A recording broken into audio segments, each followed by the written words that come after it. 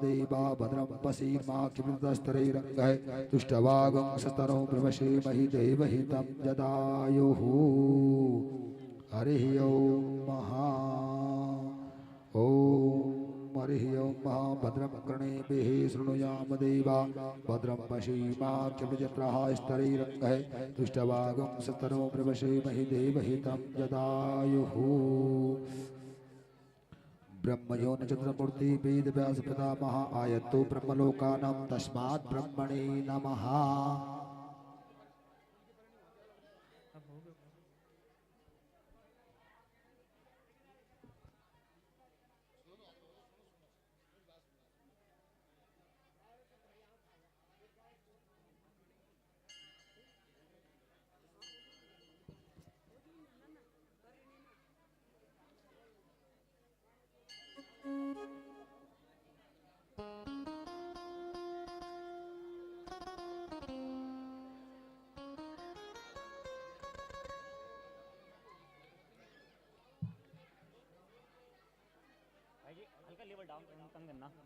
ओम हरि ओम श्री राधे ओम ओम हरि ओम श्री राधे हरि ओम हरि ओम श्री राधे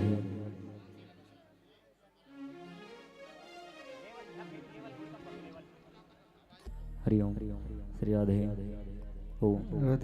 ओम श्री राधे हरि हरि हरि श्री श्री श्री राधे जय जय श्री राधे हरि श्री श्री राधे जय जय जय जय हरि ओम हरि ओम हरि ओम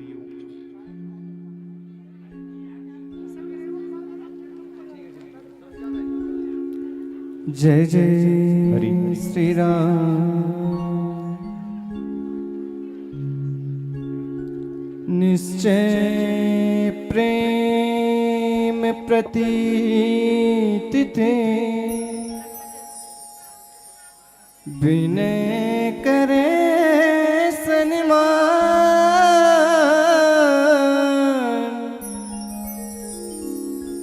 तिनके काज सकल शुभ सिद्ध कर हनुमान।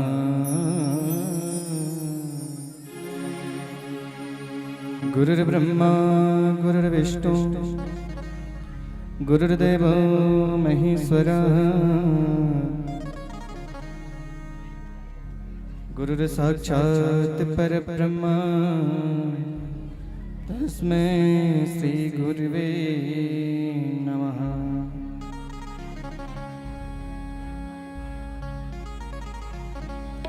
वक्रतुंड महाकाय कोटि सूर्य समप्रभा निर्विघ्नं कुरु मे देव सर्वकार्येषु सर्वदा। तो ये सभी ग्रामवासी क्षेत्रवासी आज की रसिक शेखर रसिक माधव श्री धाम वृंदावन बिहारी लाल की दिव्य कथा आज यहाँ पर प्रारंभ होने जा रही है। यथाशक्ति के सभी लोग मंदिर प्रांगण में आने का कष्ट करें। कुछ ही क्षण पश्चात व्यास जी के मुखारविंद से सुंदर ठाकुर जी की दिव्य कथा सभी लोग श्रवण करेंगे। आइए उससे रिद्धि बुद्धि के देता भगवान गजानन के चरणों में सभी लोग भजन के माध्यम से सभी लोग कथा में प्रवेश करेंगे।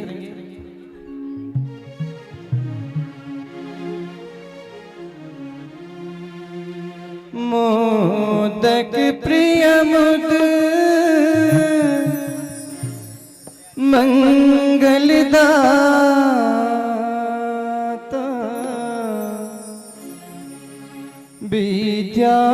विद्यावारिधि बुद्धि विधाता गाइए गणपति जगवंदन गाइए गणपति जगवंदन गाइए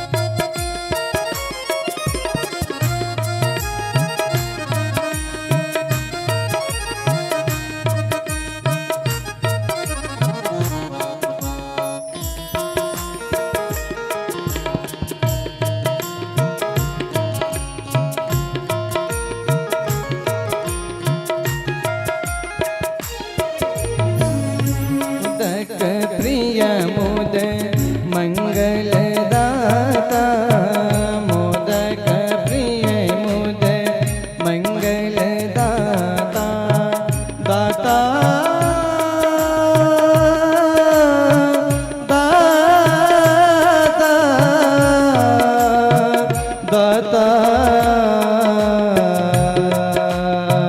मोरे दाता मोदक प्रिय मोद मंगल दाता मोदक प्रिय मोद मंगल दाता विद्यावारिधि बुद्धि विधाता विद्यावारिधि बुद्धि विधाता गाइए गणपति जगवंदन गाइए गणपति जगवंदन गाइए गणपति जगवंदन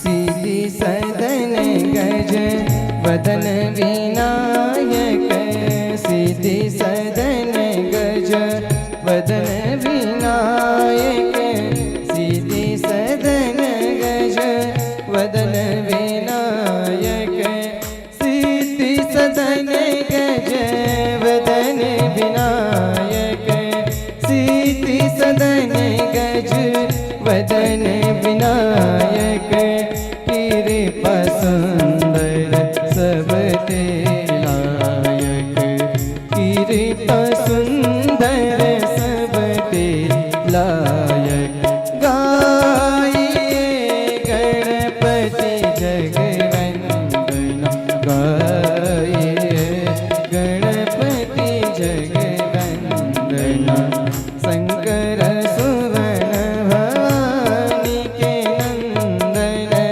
शंकर सुवन भवानी के नंदन गाइए गणपति जगवंदन गाइए गणपति जगवंदन गाइए गणपति जगवंदन बोलिए गजानन भगवान की जय हरि हरि हरि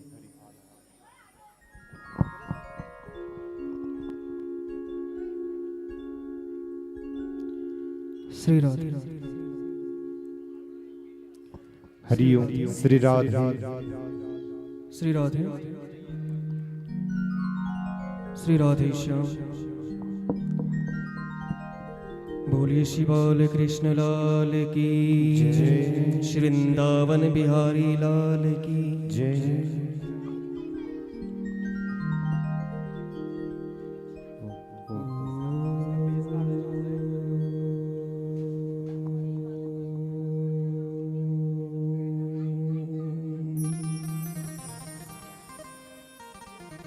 श्री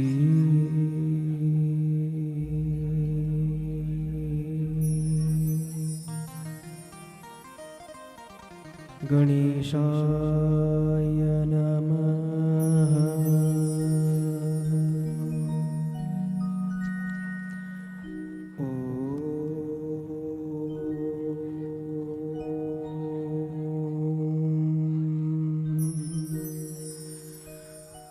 श्री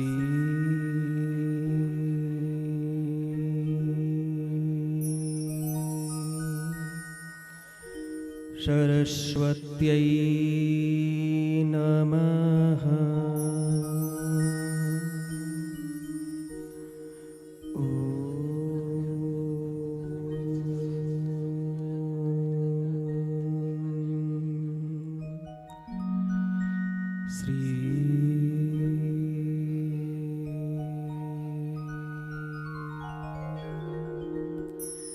राधा कि ओम नमः परमहंसाय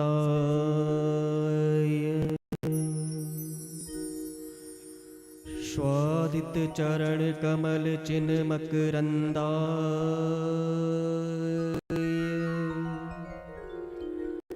भक्तजन मानस निवासाय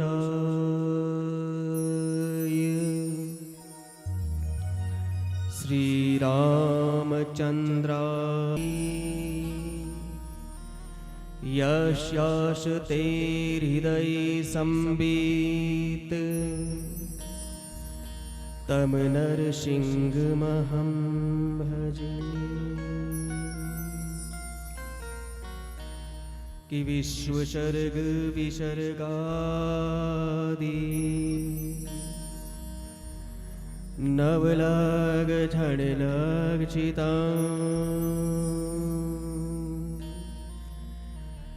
श्रीकृष्णाख्यम परम धाम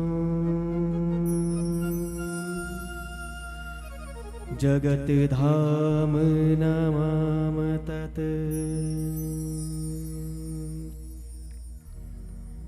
कि सच्चिदानंद रूपाय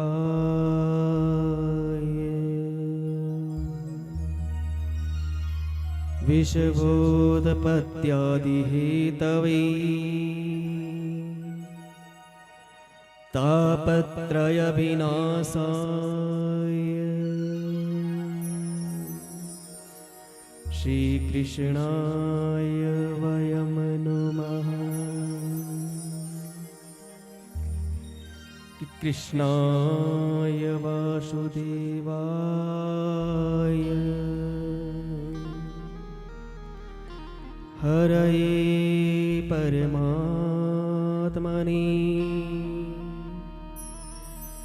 प्रणतः क्लेशनाशाय गोविन्दाय नमो नमः। कि नमः पंकजनाभाय नमः पंकजमालिने नमः पंकजनेत्राय नमस्ते पंकजाग्र्यम्। श्री राधे मेरी स्वामिनी मेरा राधे तिरुदास जन्म जन्म मोह दीजियो श्री चरण कमल को वास।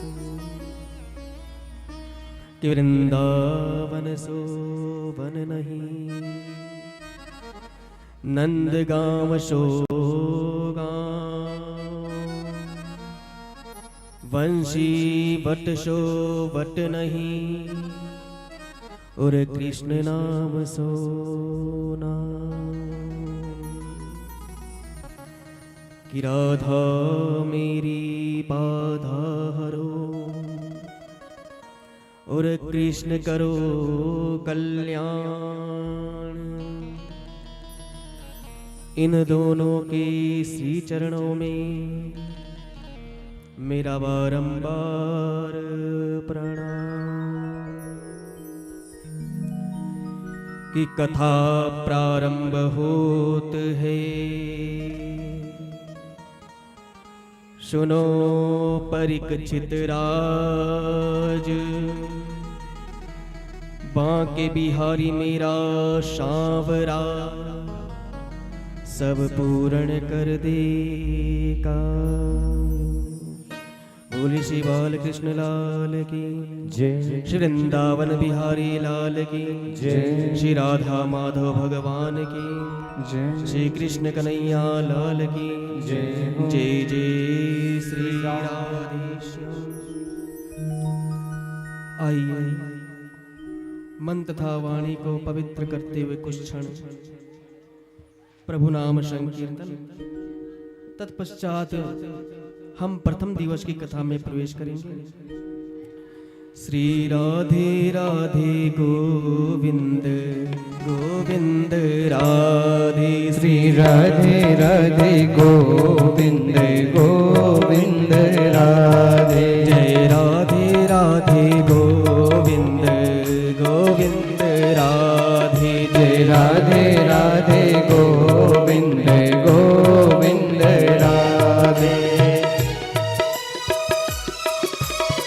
राधे।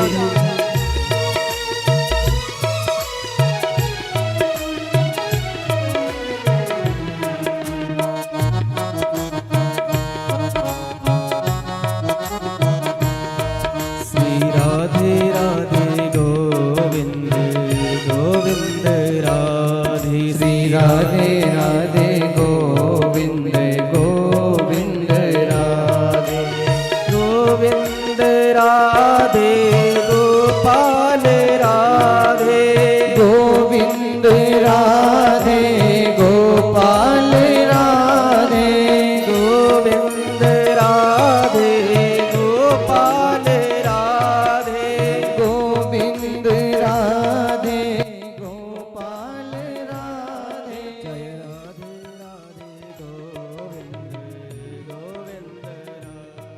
श्री राधे राधे गोविंद गोविंद राधे। श्री राधे राधे गोविंद गोविंद राधे। राधे राधे गोविंद गोविंद राधे।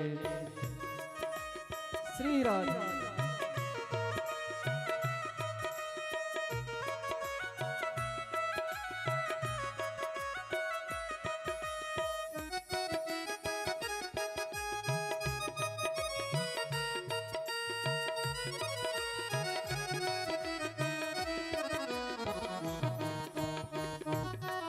राधे गोविंद गोविंद राधे। जय राधे राधे गोविंद गोविंद। नाम महाधन है अपनो, नहीं दूसरी संपत्ति और कमाई। दूसरी संपत्ति और कमानी।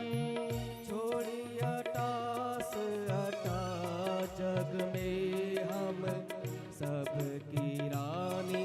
श्री राधिका रानी हमारी राधिका रानी। जय राधे राधे गोविंद गोविंद राधे। जय राधे राधे गो। श्री राधे प्रेम से जय राधे। हरि बोल।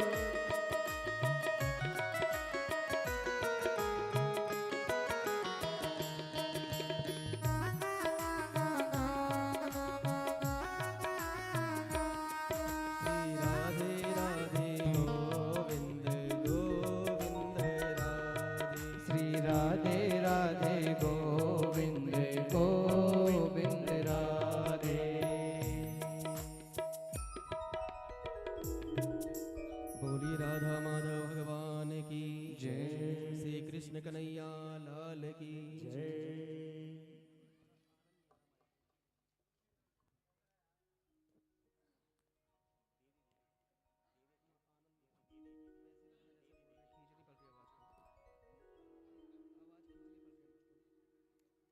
श्री राधे। परम मंगल में परात्पर अखिलेश्वर अखिल कोटि ब्रह्मांड नायक सर्वेश्वर सर्वाधिपति राधा रमण बाधा हरण चित्तहार केवल आधार निराकार निर्विकार निर्विकल्प निरीह अकारण करुणा वरुणालय भक्त वांछात कल्पतरु भवाप्ति पूतम श्री ब्रिजन वंदन वृंदावन चंदन यशोदानंदन भगवान श्री बालकृष्ण लाल जी को प्रणाम करते हैं। भगवान की भूता स्वरूपा आह्लादनी शक्ति नित्य निकुंजेश्वरी श्री विश्वान दुलारी राधा रानी जी को प्रणाम करते हैं। रघुकुल कमल दिवाकर शूर श्रोमणी राजा रामचंद्र जी को प्रणाम करते हैं। असंख्य प्राणों के आराध्य परम पूज्य श्री केसरी नंदन हनुमान जी महाराज को प्रणाम करते हैं। इस भूमि है धूप है। तो मैं आपको एक बात बताऊं, जब हम वैसे मैं दिल्ली में रहता हूं, जब चौथी मंजिल में चढ़ता हूं तो दूसरी मंजिल से ही पैर में दर्द शुरू हो जाता है। लेकिन ये नरसिंह देव की विशेष कृपा है, आज मुझे आभास ही नहीं हुआ कि मुझे थकान भी लगी, क्योंकि भगवान स्वयं बुलाते हैं, मैंने आपको बताया ही है। और जो लोग ऐसा बोलते हैं ना कि हमारे पास समय नहीं है, तो शास्त्र में कितनी सुंदर बात कही है कि यद दिनम दुर्दिनम मन्ने मेगा छन्नम न दुर्दिनम तद दिनम कृष्ण पीयूषम कथा पानादि वर्जितम। जीवन का सबसे बुरा दिन वो दिन नहीं है कि जिस दिन वर्षा हो या गर्मी हो, महाराज धूप लगी हो। तो कहते कौन सा बुरा दिन है कि तद दिनम कृष्ण पीयूषम कथा पानादि वर्जितम, जिस दिन आपके मध्य में भगवान श्री कृष्ण की या भगवान नरसिंह की कथा हो रही हो और आप उस कथा को श्रवण ना करने आए, जीवन का सबसे बुरा दिन वही दिन है। एक संत ने कितनी सुंदर बात कही कि सो दिन दुर्दिन नाही मेघ नभ में बहरावे, अदिन इंद्र उपल वर्षा कर जगत गिरावे। कि वो दिन बुरा दिन नहीं है जिस दिन इंद्र वर्षा करे, कि सो दिन दुर्दिन नाही पेट को अन्न ना पावे, और प्रेमी संबंधी इस जीवन से बिछुड़त जावे। कि वो दिन भी बुरा दिन नहीं है जिस दिन हमारे पेट को अन्न की प्राप्ति ना हो और हमारे सगे संबंधी हमको छोड़कर चले जाएं। हमारे अपने हमको छोड़कर चले जाएं, वो दिन भी बुरा दिन नहीं है। तो कहा भैया फिर बुरा दिन कौन सा है? तो कहते कि दुर्दिन नहीं विनीत कोई, जेती विपत्ति बखानिए, और श्रवणन पड़े न हरि कथा, तो सो दिन दुर्दिन जानिए। कि जिस दिन हमारे कानों में हरि कथा आ रही हो और हम सोचें कि जाएं, लेकिन ना जा पाए, तो जीवन का सबसे बुरा दिन वही दिन है जिस दिन हम इस कथा को नहीं सुन पाते। अरे देवता लोग इस कथा के लिए तरसते हैं। आप भागवत में श्रवण करेंगे और हम लोगों को वो गालियां भी देते हैं कि आ जन्म मात्र मपि ये न सठे न किंचित चित्तम विधाय सुख शास्त्र कथा न पीता, चंडाल वच्च खर वद वद तेन नित्यम मिथ्या स्वजन्म जननी जन दुख भाज। कि जिसने इस कलयुग में जन्म लिया है मनुष्य तन पाकर और वो भगवान की कथा नहीं सुनता है, तो वो चंडाल के समान है, गधे के समान है और श्वास लेते मुर्दे के समान है। और उसने इस कलयुग में जन्म केवल अपनी माता को प्रसव पीड़ा देने के लिए ही लिया है, ऐसा देवता कहते। एवं वदंति दिव्य देव समाज मुक्त। तो देवता भी इस कथा के लिए तरसते हैं महाराज। इधर व्यास जी ने बड़ी सुंदर श्रीमद् भागवत महापुराण की रचना की। तो पहले हम जाने कि ये श्रीमद् भागवत है क्या। तो कहते हैं श्री अर्थात राधा रानी। देखिए भागवत महापुराण में राधा का नाम कहीं पर भी नहीं लिखा। विशेष बात कि कृष्ण के महापुराण में राधा नाम का उच्चारण बिल्कुल नहीं है। और राधा नाम क्यों नहीं लिखा? क्योंकि राधा नाम मात्रेणा मूर्छा षड्मास की भवेत। यदि राधा जी का नाम लिख दिया जाता तो सुखदेव जी महाराज जी की 6 महीने की समाधि लग जाती। और राजर्षि परीक्षित को 7 दिन में मोक्ष दिलाना था, इसलिए उन्होंने राधा जी का वर्णन ही नहीं किया, नाम ही नहीं लिया। तो श्री का अर्थात राधा। मद मतलब अपने में सर्वश्रेष्ठ। हाथी जंगल में बड़ा मदमस्त होकर चलता है क्योंकि उसको किसी जानवर से भय नहीं है। और भागवत भा शब्द कीर्ति वचनम गा शब्द ज्ञान वाचका सर्वेष्ठो वचनो वाचा ता विस्तारस्य वाचा।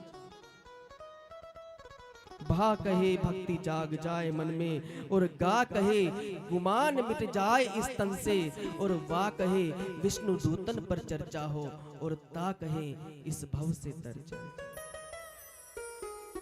ये भागवत की महाराज महिमा है। इधर व्यास जी ने सर्वप्रथम भगवान के स्वरूप का वर्णन किया। क्या कहते हैं व्यास जी कि सच्चिदानंद रूपाय विश्वोत्पत्त्यादि हेतवे तापत्रय विनाशाय श्री कृष्णाय वयम नमः। कि भगवान का स्वरूप कैसा है कि सच्चिदानंद रूपाय, भगवान सत घन चित घन आनंद घन, ऐसे प्रभु सच्चिदानंद जो समस्त विश्व का पालन पोषण संग्रहण तीनों के जो हेतु हैं, जिनकी पावन चरण शरण ग्रहण करते ही जीव के तापत्रय समाप्त हो जाते हैं, उन भगवान श्री कृष्ण के चरणों में हम सभी मिलके बारंबार प्रणाम करते हैं। महाभागवत श्री सुखदेव जी का ध्यान करते हुए आइए हम अपने मन को नैमिषारण्य की पावन भूमि की ओर ले चलते हैं। नैमिषारण्य की पावन भूमि में शौनकादि 88,000 ऋषि मुनि विराजमान हैं। हजारों वर्षों का सत्संग सत्र चल रहा है, जिसमें शौनकादि ऋषियों के मध्य में श्री सूत जी महाराज जी का आगमन हुआ। देखिए, सूत जी महाराज केवल 16 वर्ष के बालक हैं और शौनकादि ऋषि इतने वृद्ध हैं कि उन्होंने चतुर्युग बीतते हुए देखा हुआ, लेकिन उनका एक मुख्य कार्य है कथा मात्रिक जीवना, वो केवल भगवान की कथा ही श्रवण करते हैं। तो आज जैसे ही सूत जी महाराज शौनकादि ऋषियों के बीच में पहुंचे, इधर समस्त शौनकादि ऋषियों ने सूत जी महाराज जी को प्रणाम किया। सूत जी महाराज कहते हैं, अरे ऋषि मुनियों, इस प्रकार आप मेरा सम्मान मत कीजिए, क्योंकि आपकी उम्र मेरे दादा से भी बड़ी है और आप वृद्ध हो, मैं आपको प्रणाम करता हूं। तो शौनकादि ऋषि कितनी सुंदर बात कहते हैं, क्या कहते हैं कि धन वृद्धा बल वृद्धश्च आयु वृद्धस्तथैव च, कि ते सर्वेपि ज्ञान वृद्धश्च किंकरः शिष्य किंकरः। कि महाराज, कोई धन में बड़ा है धन वृद्धा, तो कोई बल में बड़ा है बल वृद्धा, तो कोई आयु में बड़ा है आयु वृद्धस्तथैव च, लेकिन ते सर्वेपि ज्ञान वृद्धश्च किंकरः शिष्य किंकरः। जो ज्ञान में बड़ा है सर्वश्रेष्ठ तो महाराज वो ही। इधर सूत जी महाराज जी ने जब इस प्रकार अपनी स्तुति सुनी तो शौनकादि ऋषि से पूछने लगे, महाराज, यदि आपके मन में कोई प्रश्न है तो आप हमसे कीजिए। तो शौनकादि ऋषि सूत जी महाराज जी से बड़ा सुंदर प्रश्न करते हैं, क्या कहते हैं कि अज्ञान द्वंद्व विध्वंस कोटि सूर्य समप्रभा सूताख्यायी कथा सारम मम कर्ण रसायनम।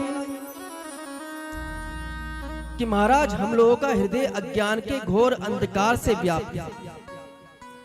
त्रिभुवन के अंधकार को भगवान सूर्य तो दूर कर सकते हैं, लेकिन जीव के हृदयगत अंधकार को कौन दूर करेगा।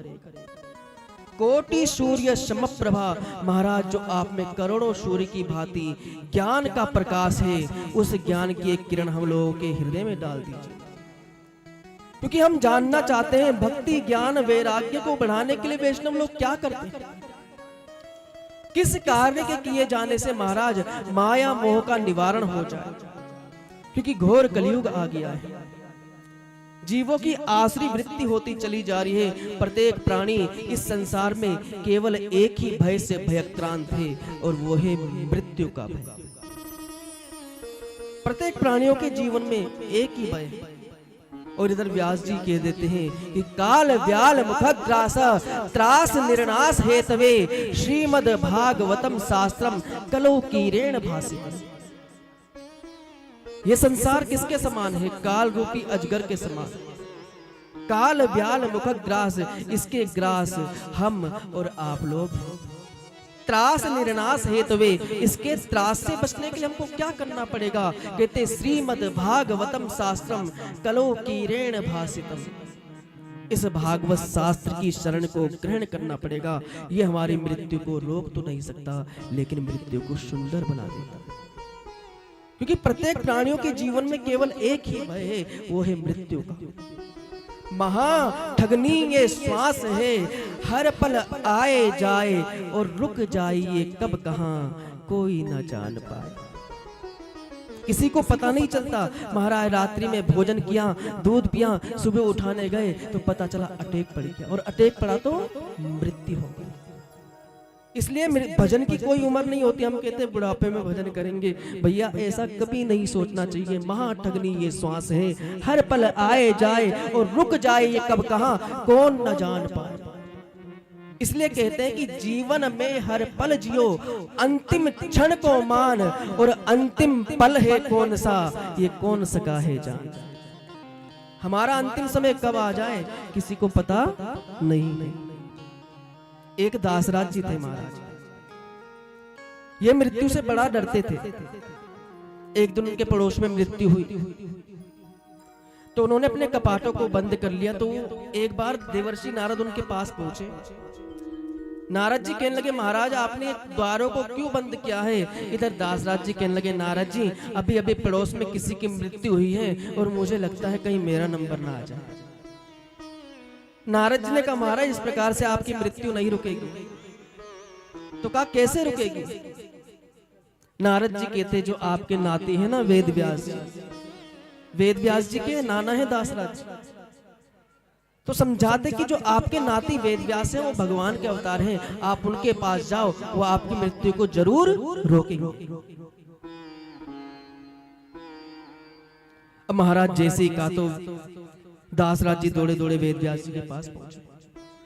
वेद व्यास जी ने नाना जी को प्रणाम किया, सुंदर आसन दिया और पूछने लगे, नाना जी आपके आने का कारण क्या है, आप मुझे बताइए। तो नाना जी ने कहा, बेटा वेद व्यास मुझे मृत्यु से बड़ा डर लगता है और मुझे लगता है कहीं मेरी जीवन में मुझे मृत्यु की प्राप्ति ना हो जाए। इधर वेद व्यास जी कहने लगे, नाना जी आप चिंता मत कीजिए, कल प्रातः काल होते ही हम सीधा यमलोक में जाएंगे और वहां पे आपकी मृत्यु को रोकेंगे। इधर जैसे ही कहा तो दासराज जी कहने लगे, बेटा कल किसने देखा है, कल करे सो आज कर, आज करे सो अब हमको अभी चलना चाहिए। इधर वेद व्यास जी दासराज जी सीधा यमलोक में पहुंचे। यमराज जी ने जैसे ही वेद व्यास जी को देखा, प्रणाम किया। इधर वेद व्यास जी कहते, देखो यमराज ये मेरे नाना जी हैं, आपने इनको मृत्यु नहीं देनी। यमराज जी ने कहा, महाराज आपने थोड़ा सा विलंब कर दिया, इनकी मृत्यु की फाइल में अभी अभी दस्तक करके मैंने आगे भेज दी। अब दासराज जी कहने लगे, महाराज आगे किसके पास गई है? तो कहते आगे मृत्यु देव है, हम उनके पास जाएंगे और आपकी मृत्यु की फाइल को रोक देंगे। अब महाराज जैसे ही तीनों मिलकर वेद व्यास जी, दासराज जी, यमराज जी तीनों मिलके मृत्युदेव के द्वार में पहुंचे, उतने में मृत्युदेव ने यमराज को देखा, प्रणाम किया। कहा, महाराज आप स्वयं क्यों आए, आप मुझे बुला देते। यमराज ने कहा, देखो मृत्युदेव ये वेद व्यास साक्षात भगवान नारायण के अवतार है। हमने अभी आपको एक मृत्यु की फाइल दी है ना, उसको निरस्त कर दो, हमने इनको मृत्यु नहीं देनी। इधर मृत्युदेव ने कहा, महाराज आपने थोड़ा सा विलंब कर दिया क्योंकि इनकी मृत्यु की फाइल मैंने आगे भेज दी। अब आगे जैसे ही जाने लगे चारों के चारों, वेद व्यास जी, दासराज जी, यमराज जी, मृत्युदेव, अब चारों मिलकर अंतक के द्वार में जाने लगे। ये अंतक कौन है? जो महाराज अंत में आके खत्म कर देता है, उसका नाम है अंतक, ये यम का ही दूत है। इधर जैसे ही चारों मिलकर महाराज अंतक के द्वार में गए, इधर वेद व्यास जी, यमराज जी और मृत्युदेव तो प्रवेश हो गए, लेकिन दासराज जी को वहीं खून की उल्टी हुई। सो गोविंदाय नमो नमः। उसी समय उनकी मृत्यु हो गई। उतने में अंतक बाहर निकले और कहने लगे, महाराज मैं सोच ही रहा था कि आप चारों मिलके मेरे द्वार में कैसे आओगे, क्योंकि ये तो ठहरे मृत्यु लोक के और आप लोग ठहरे यमलोक के। तो कहने का मतलब क्या है, इंसान को मृत्यु स्वयं अपने पास बुलाती है। मृत्यु का आगे किसी का बस नहीं चाह, इसलिए कहते हैं जीवन में हर पल जियो, अंतिम क्षण को मान, और अंतिम क्षण है कौन सा ये कौन सका है जान। राजर्षि परीक्षित के जीवन में भी केवल महाराज मृत्यु का ही भय था। 7 दिन में मरना सुनिश्चित हो गया, क्या किया जाए, कैसे कल्याण। तो कहते उसी समय महाभागवत श्री सुखदेव जी ने राजर्षि परीक्षित को भयमुक्त कर दिया। लेकिन जैसे ही सुखदेव जी महाराज राजर्षि परीक्षित को कथा श्रवण कराने के लिए विराजमान हुए, ना जाने देवताओं को कैसे पता चल गया।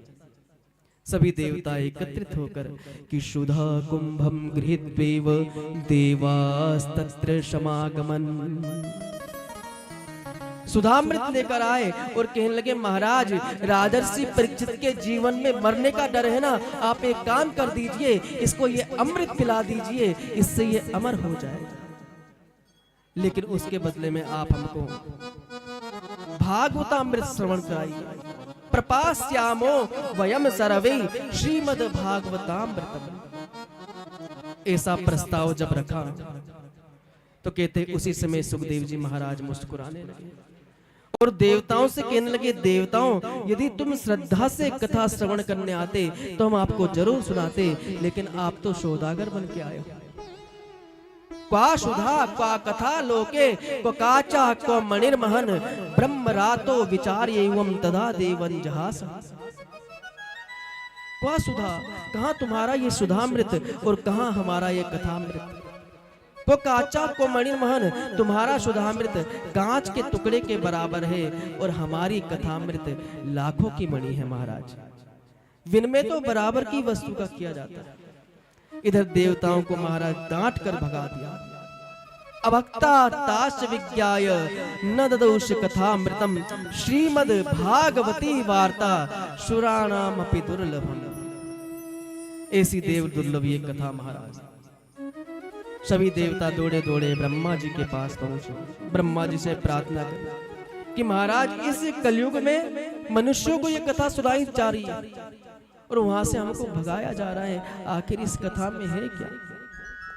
इधर ब्रह्मा जी तुरंत सत्यलोक में गए, तराजू उठाई, एक पलड़े में अनेक धर्म शास्त्र पुराण इतिहासों को रख दिया और दूसरे पलड़े में श्रीमद् भागवत महापुराण को रख दिया। और जैसे ही उठाया कि लघुन्यन्यानि जातानि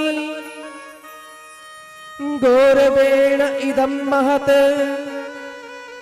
तदा ऋषिगणा सर्वे विस्मयं परमं ययो। कहते जितने भी धर्म शास्त्र पुराण इतिहास थे वो सब महाराज सत्यलोक में चले गई और श्रीमद् भागवत महापुराण हमारी मृत्युलोक में आ गई। बोलिए भागवत महापुराण की। उसी समय संतों ने घोषणा कर दी कि मेन रे भगवत रूपम शास्त्रम भागवतम कलो, कि साक्षात श्री कृष्ण ही कलयुग के कलुषित प्राणियों का कल्याण करने के लिए इस भागवत की शब्द संहिता में आकर विराजमान। इधर शौनकादि ऋषि कहते महाराज आपने बड़ी सुंदर कथा सुनाई, लेकिन ये 7 दिन में ही क्यों सुननी चाहिए? 8 दिन नहीं हो सकते या 9 दिन नहीं हो सकते या 6 दिन नहीं हो सकते। तो ये 7 दिन की सप्ताह की परंपरा किसने चलाई, कब चलाई, क्यों चलाई महाराज, इस कथा के बारे में आप हमको बताइए। तो सूत जी महाराज कहते हैं कि एकदा हि विशालायम चत्वार ऋषयो मलः शतसंगार्थम समायाता ददृशुस्तत्र नारदम। एक समय की बात है, विशालापुरी नाम बद्रीनाथ धाम। बद्री विशाल क्षेत्र में चारों भैया सनत सनंदन सनातन सनत कुमार चारों भाई विचरण कर रहे थे। क्यों? सत्संगार्थम, सत्संग की इच्छा से। क्योंकि ध्यान भजन पूजन तो एकांत में हो सकता है, लेकिन सत्संग का आनंद एकांत में नहीं आता। तो चारों भैया जब विचरण कर रहे थे तो उनकी दृष्टि देवर्षि नारद जी में पड़ी। तो नारद जी को जैसे ही देखा तो मुस्कुराने लगे। क्योंकि देखिए भक्तों को जब भक्त मिलते हैं ना तो प्रसन्न हो जाते हैं, और गृहस्थी को जब गृहस्थी मिलता है तो घर की चर्चा होती है, और संतों को जब संत मिलते हैं तो भगवत चर्चा होती है। संतों की स्थिति क्या हो जाती है कि 4 मिले 64 खिले और 20 करे कर जोड़, भक्तन से जब भक्त मिले तो विकसे 7 करोड़। 4 मिले मतलब 2 एक भक्त की आंखें, 2 एक भक्त की, 4 मिले 64 खिले मुस्कुराने लग जाते हैं। 20 करे कर जोड़, दोनों हाथ जुड़ जाते हैं। और भक्तन से जब भक्त मिले, जब एक भक्त से दूसरा भक्त मिलता है महाराज, रोमांचित हो जाते हैं और शरीर के जितने भी रोम हैं महाराज खिल उठते हैं। इधर जैसे नारद जी को देखा तो बड़े प्रसन्न हुए। लेकिन नारद जी के समीप जब पहुंचे तो क्या देखा कि नारद जी के नेत्रों से आंसू निकल गए। अब सनत कुमार देवर्षि नारद जी से पूछते हैं कि कथम ब्रह्मन दीन मुखः कुतश्चिंता तुरो भवान त्वरितं गम्यते कुत्र कुतश्चागमनं तव। भो ब्रह्मन कथम दीन मुखा। अरे नारद जी, आपका मुख कमल इस प्रकार से लटका हुआ क्यों है? कुतश् चिंता तुरो भवा। महाराज, किस चीज की चिंता आपको सताई जा रही है? बिल्कुल चिंता मत कीजिए, क्योंकि चिंता से चतुराई घटे, घटे बुद्धि और ज्ञान, और चिंता बड़ी अभाग्नि, चिंता चिता समान। महाराज, मुर्दे को तो चिता जलाती है, लेकिन जिंदे को चिंता खा जाती है। अब नारद जी से कहते हैं, भैया किस बात की चिंता है आपको? त्वरितम गम्यते कुत्र, कहां से आ रहे हो? और कुतश्चागमनं तव, कहां जा रहे हो? गत वित्तो यथा जना, आपकी स्थिति तो ऐसी हो रखी है महाराज, जैसे कोई आपका बहुत सारा धन चुरा कर लेकर चला गया। और नारद जी, आपके पास धन की कमी है नहीं, आपके पास तो केवल धन है, तो वो भगवान का नाम है, क्योंकि संतों के पास केवल एक ही धन होता है, और वो धन कौन सा है? हमारो धन राधा श्री राधा श्री राधा, हमारो धन राधा श्री राधा श्री राधा, परम धन राधा श्री राधा श्री राधा, हमारो धन राधा श्री राधा श्री राधा, भक्तों की प्यारी राधा राधा राधा राधा राधा, भक्तों की प्यारी राधा राधा राधा राधा राधा, हम सबकी प्यारी राधा राधा राधा राधा राधा, हम सबकी प्यारी राधा राधा राधा राधा राधा, हमारो धन राधा श्री राधा श्री राधा, हमारो धन राधा श्री राधा श्री राधा,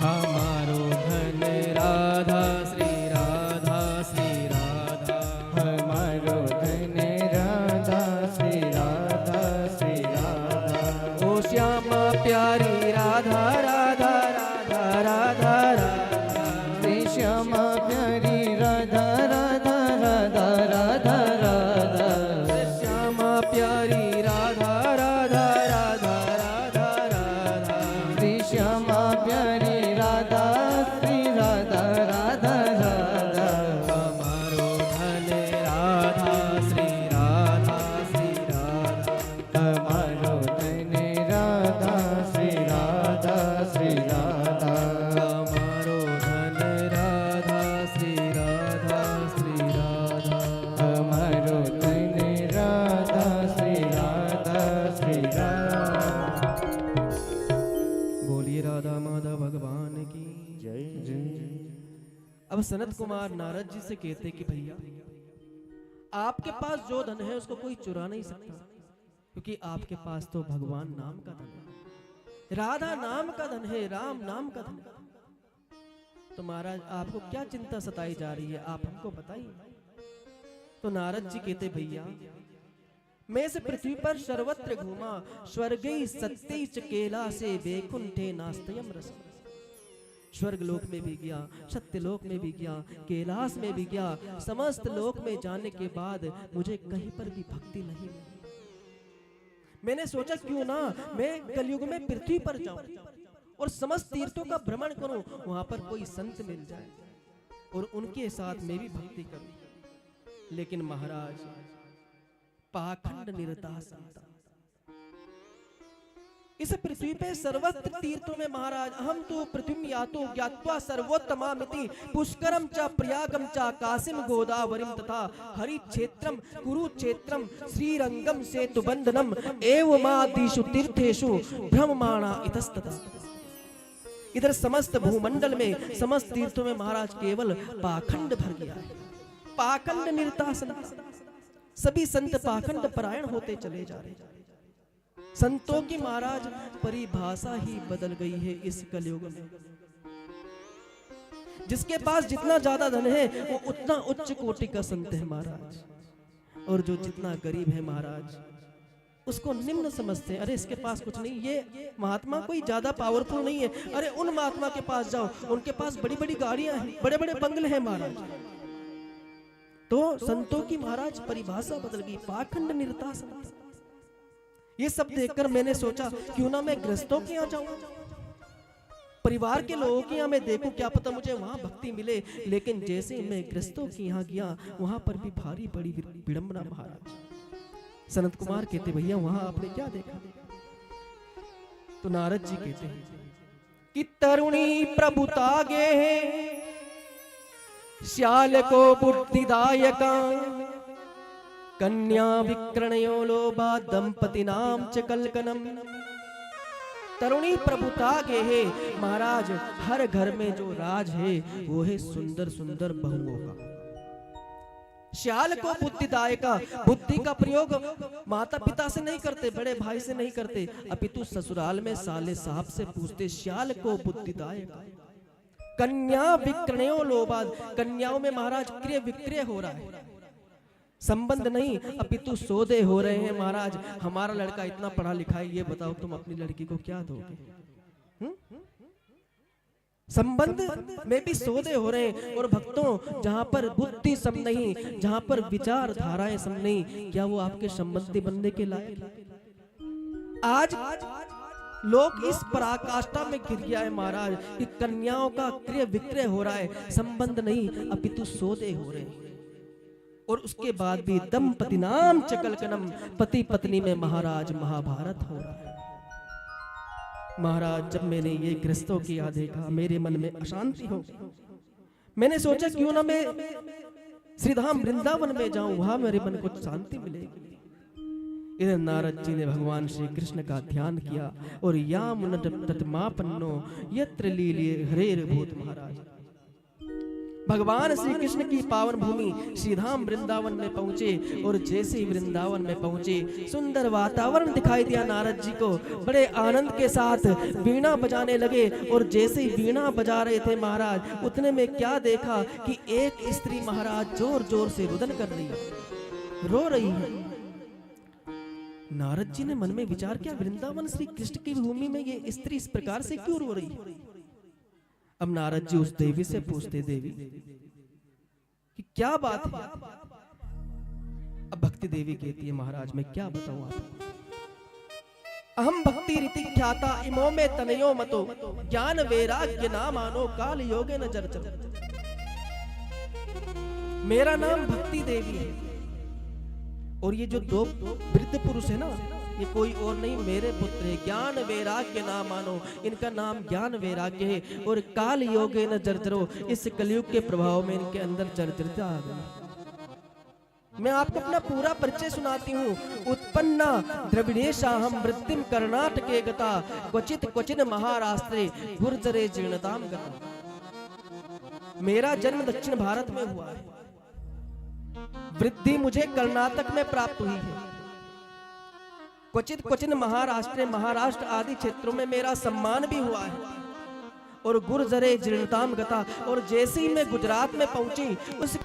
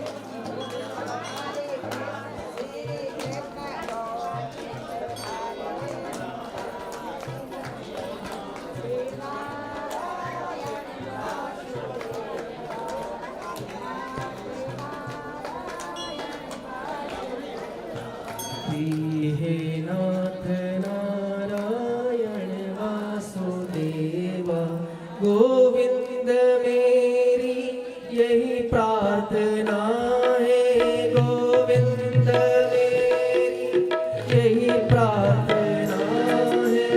भूलू ना मैं नाम कभी तुम्हारा, भूलू ना मैं नाम कभी तुम्हारा।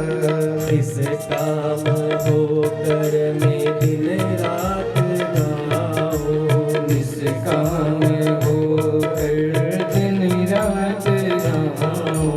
हे नाथ नारायण वासुदेवा, हे नाथ नारायण वासुदेवा। हे नाथ नारायण वासुदेवा। बोले श्री बाल कृष्ण लाल की जय, वृंदावन बिहारी लाल की जय राधा रानी सरकार की जय कृष्ण कन्हैया लाल की जय जय जय श्री राधे, जय जय श्री राधे, जय जय श्री राधे। इधर महाराज भक्ति देवी अपना पूर्ण परिचय देती है नारद जी। अहम भक्ति रीति ख्याता एवं में तनयो मतो ज्ञान वैराग्य ना मानो काल योग में जर्जर। महाराज कलयुग के प्रभाव में इनमें जर्जरिता आ गई, लेकिन वृंदावन की ऐसी महिमा है कि मैं यहाँ पर नवयोति हो गई। वृंदावन पुनः प्राप्य नवीनेव स्वरूप। लेकिन मेरे पुत्रों की स्थिति ठीक नहीं है महाराज, और अगर मेरे पुत्रों की यही स्थिति रही तो इदम स्थानम परित्यज्य विदेशम गम्यते मया, मैं इस स्थान को छोड़कर विदेश की ओर चली जाऊंगा। और आज के समय में हर किसी की दृष्टि महाराज विदेश की ओर है। जो विदेश में घूम के आ गया महाराज, सोचो सब कुछ प्राप्त कर लिया उसने। हाँ जी, लड़का कहाँ रहता है? हाँ जी, विदेश में नौकरी करता है, चाहे नौकरी कुछ भी करता हो। विदेश की ऐसी परिभाषा है। संत भी अगर कहीं विदेश में चले गए तो महाराज अपने कागजों में, अपने पर्चों में लिखते हैं हम इस देश में घूम के आ गए। और इधर भक्ति देवी भी कहती है कि इदम स्थानम परित्यज्य विदेशम गम्यते मया। नारद जी, अगर मेरे पुत्र इसी प्रकार वृत्त रहेंगे तो मैं इस स्थान को छोड़कर विदेश की ओर चली जाऊंगी, क्योंकि जहां मेरे पुत्रों को शांति नहीं तो वहां माँ को शांति कैसे मिल सकती है। नारद जी समझ गए, माँ त्रेता द्वापर सतयुग में तो आप आनंद के साथ रहे, लेकिन ये घोर कलियुग आ गया और वर्षे वर्षे क्रमात् जाता मंगलम नापि दृश्यते। जैसे जैसे समय बढ़ेगा सारे शुभ कर्म महाराज समाप्त होते चले जाएंगे। और ये दिखता है, आप देखिए तीर्थों में महाराज, वृंदावन की भूमि में जाइए देखिए, आप हरिद्वार जाओ देखो तो 11-11 रुपए में गाय दान कर रहे हैं। 11 रुपए में गाय आती है क्या? संकल्प करने 11 रुपए में गोदान का। तो ये तीर्थों का क्या है, सार ही तो जा रहा है। यमुना जी देखो कितनी दूषित हो गई महाराज। तो नारद जी भक्ति देवी को कह रहे हैं, देवी वर्षे वर्षे क्रमात् जाता मंगलम नापि दृश्यते। जैसे जैसे समय